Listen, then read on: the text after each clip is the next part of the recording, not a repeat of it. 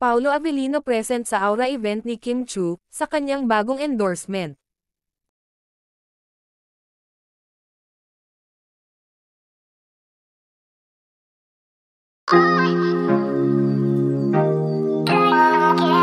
Sinamahan nga ni Paolo Avellino si Kim Chiu kung saan ay nasa backstage ito kung saan ay ginanap ang naturang event ni Kimi. Sa bagong post nga ni Paolo Avellino ay halatang halata ito na nasa backstage kung saan ginanap ang Aura event ni Kim Chiu.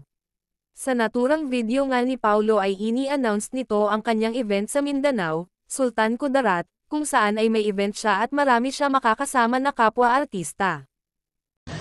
Magandang araw po sa inyong lahat dyan sa Mindanao. Ako po si Paolo Avellino at abangan niyo po ako sa Kalimudan Festival. Magpo-perform po ako dyan kasama ng iba't ibang mga artista ang nais niyo pong makita.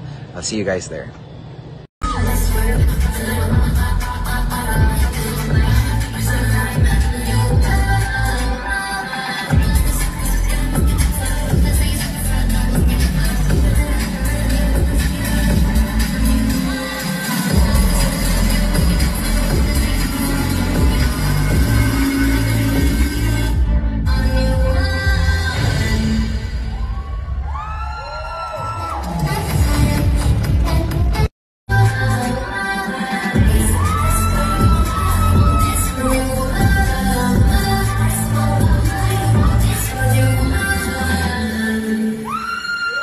Lumabas naman ang kasiksihan ni Kimi kung saan ay isa ito sa kanyang pinagsikapan sa pag-workout, para mas ma-achieve talaga at karapat-dapat sa naturang produkto, kung saan ay rumampa na nga ito sa kanyang bagong endorsement, siya kasi ang naging bagong endorser sa naturang produkto.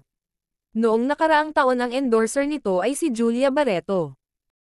I feel empowered actually. I feel grateful to be the Tandoy Calendar Girl 2025. Kasi I feel like this is such a powerful moment for me, and this is a milestone I never thought early on my career days.